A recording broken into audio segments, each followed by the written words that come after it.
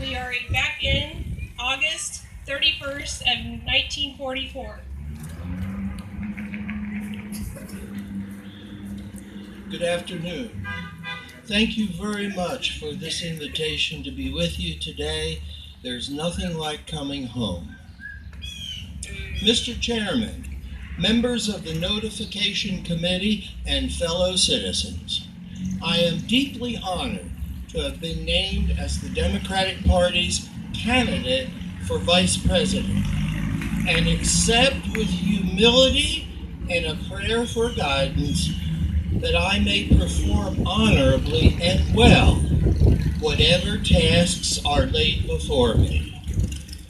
Upon being nominated for the office of Vice President of these United States, my first wish was to express my appreciation to the members of the Democratic Party.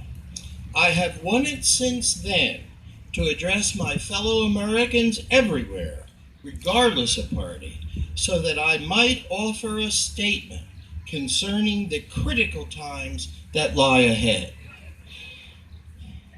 Franklin Delano Roosevelt is my leader and commander-in-chief.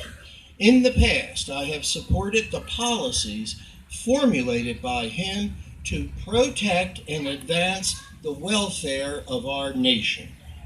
I will continue to do so, and will continue my efforts to make certain that those policies are carried out promptly and efficiently by those entrusted with their administration.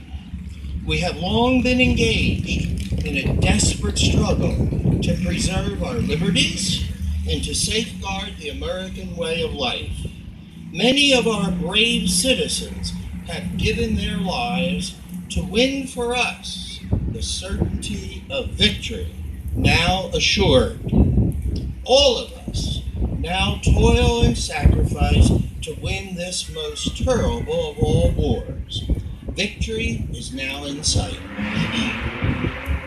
Our courageous, well-trained, and completely equipped soldiers and sailors are beating down the enemy wherever he can be found. Their unequaled valor under the greatest leadership ever given a fighting force guarantees the victory. The task of the government has been to provide that leadership, as well as the foresight which will enable victory to be won as soon as possible. When victory is won, government must provide for our returning veterans and our war workers an assurance that their sacrifices were not in vain, that they will return to a country worth fighting for, that they will have an opportunity to earn a good living, and that the same humane principles and policies for the protection of the average man and woman carried out under Franklin D. Roosevelt for the past 12 years will be continued under his leadership. The carrying out of plans already made to overwhelm the enemy and the formulation of new policies on the occasion demands requires the coordination of all of our resources and all of our people. The skill and ability of the military, of business, of labor, and of agriculture must all be directed with initiative, with courage, and with foresight, and with experience, just as they have been since the emergency actually began. We know from the success of our efforts to date that under the continued leadership of President Roosevelt, these objectives will be accomplished. Under his leadership, we have met one crisis after another, in peace and war. In each of these crises, we have had anxious moments when we faced the fearful possibilities of national disaster. No one can ever forget the prayerful moments that preceded our successes in Africa, in Italy, in France, and in the Pacific. Those successes were possible because our fighting men had what they needed, where they needed it, and when they needed it. Much of the credit for this must be given to the wise decisions of the president. None but the most uninformed question the fact that Franklin Roosevelt did make those vital decisions in collaboration with the great leaders of our war allies. Those decisions brought about by the greatest victories in the annals of warfare. Tomorrow's challenge is today's problem. The proven leadership of our successes must continue. The fortunes of the future for which our boys have fought, bled, and died must not be endangered by entrusting them to inexperienced hands. There is no substitute for experience, which can be gained only through years of application and service. I am confident that the people of these United States, and I know that the people of my home state of Missouri, may be trusted in this vital hour to choose their president from a standpoint of proven experience and qualification. They will not choose for president by political chance a man who lacks experience. In the struggle to rid the world of the enemies of democracy, the firing of the last shot on the battlefield marks but a beginning. Military victory over Japan is but a step. Military victory over Germany is but a step. Though it may follow with all possible speed, will be but the completion of one turn in the road. War has taught us, whether we like it or not, we cannot build a wall of isolation around the United States. Our very existence depends upon the establishment and maintenance of a sound and just peace throughout the world. If you ask the historian why we failed to bring about a lasting peace after World War I, he will answer, a partisan struggle for political power. Let us remember the warning of Woodrow Wilson. He stressed that in an effort to make peace, partisan politics should be adjourned. Partisan politics, he said, has no place in the subject we are now obliged to discuss and decide. His wisdom is proved by the test of time. Much work has been performed in the task of building peace. The peace we seek is partly made. While the main task is yet ahead of us, world peace was actually in the process of making many months, even years ago. The administration of Franklin D. Roosevelt was preparing the ground to support this peace structure when, against the bitter criticism and dire warnings of the isolationists and their press, Mr. Roosevelt first proposed Lend-Lease.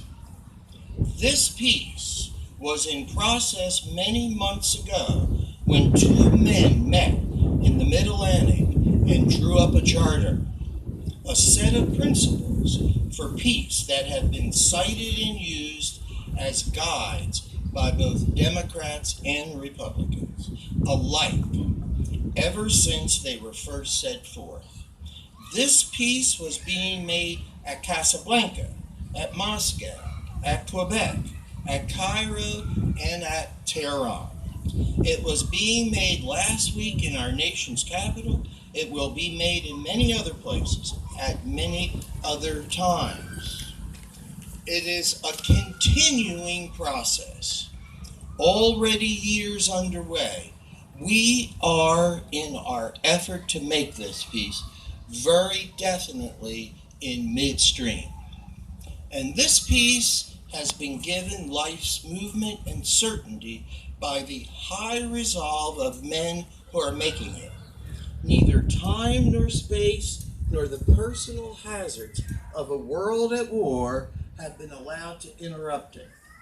The destruction that already has occurred and that which is reasonably certain to occur before the war finally is won will make this a most difficult task.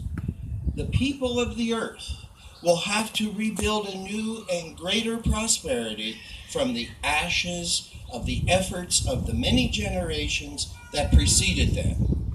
The nations, great and small, must adjust themselves to these new conditions and must find a sane and sensible means of living together in friendship and with mutual advantage.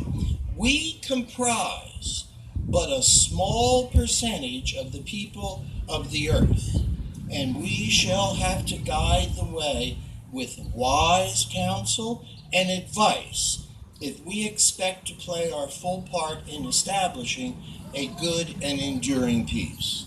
The end of hostilities may come suddenly, decisions that will determine our future for years and even generations to come will have to be made quickly. If they are made quickly and wisely by those who have had years of experience and the fullest opportunities to become well informed with respect to our national and international problems, we can have confidence that the next generation will not have to spill its blood to rectify our mistakes and our failures. Winning the war and concluding the peace are only part of the task facing us during the next 4 years. We must also reestablish our own domestic economy. To win the war, we have shifted millions of workers, hundreds and thousands of miles from their old homes. We have built thousands of fine new factories and equipped them with tens of thousands of the best machine tools. We have increased enormously our facilities for manufacturing basic commodities, and we have evolved new processes for shaping materials and new uses for those materials. We cannot go back to our pre-war status, for it is impossible to reshuffle our people into the old pattern. Nor can we throw into junk heaps $20 billion worth of new plants and equipment. Only by using them can we hope to provide good jobs for our brave fighting men when they return, and for our splendid war workers. With these plants, we shall make good and better goods. We shall combine full employment with an even higher standard of living by utilizing new methods and products discovered during the war, and by encouraging further research and invention.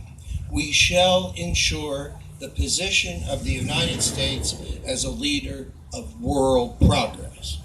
The achievement of the goals the administration has set for the post-war nation will not be easy. Already, some selfish interests are complaining. If they can, they will prevent new independent enterprises from acquiring these plants, from hiring workmen, and from putting into civilian production a flood of consumer goods at prices within the reach of all. The administration proposes to see to it that these plants are sold or leased on fair terms to those who will use them to manufacture consumer goods and to create employment for our fighting men and women war workers. If we devote the same ingenuity to production for peace in America that we have given to the making of engines of destruction in this war, our future will be assured and secure. But to do this will require energy and courage. The forces of reaction and the selfishness of those who always fear any kind of change will have to be overcome. We cannot go back as we tried to do in 1920. We cannot stand still. We must go forward. On all of these great issues, we know that President Roosevelt will take a progressive and courageous position because his past record of able and forthright action speaks for itself. As early as October 5th, 1937, when few of us dreamed that war was approaching, Franklin Roosevelt, in a speech at Chicago, warned that the peace and freedom of 90% of the world's people were being jeopardized by the remaining 10%, who were threatening a breakdown of all international law and order. You need not be reminded that he was then called an alarmist and a warmonger by the isolationists and their press, the same group that now seeks to block every advance he makes for the welfare of our country. Despite strong opposition, he pushed through the National Defense Program. He steered a course toward preparedness. Through his efforts, we obtained selective service that enabled us to train a great army and to discover and supply its needs. Countless thousands of lives were saved by this one prophetic act. He advocated Lend-Lease, which enabled the British and others to let contracts that gave us a full year start on war production. He declared a national emergency that enabled our own defense program to make progress beyond anything ever before achieved in the history of the world. I need not recall to you the voices of the opposition to these measures. Franklin Roosevelt set production goals that were ridiculed as fantastic and misleading, but under his leadership, those goals were attained and even surpassed. Industry, labor, and agriculture were coordinated and did cooperate to produce this inspired achievement. Without this kind of leadership and preparation, what would have been the fate of our nation? Who can tell how many more years would have been required to win the war, and at what greater cost in lives? On this greatest of all issues, the defense of our country, President Roosevelt was years ahead of his time, just as he was years ahead of his time when he fought for freedom from want, fought for protective legislation for labor, Social Security, and for the aged, work relief for the unemployed, and a farm program which saved the farmers. Just as he battled to protect the savings of small depositors and for security regulations to prevent a repetition of the financial excesses of the 20s that brought on the Depression. You remember the battles he fought to accomplish all this, and you know the sources of his opposition. His opponents are still the same.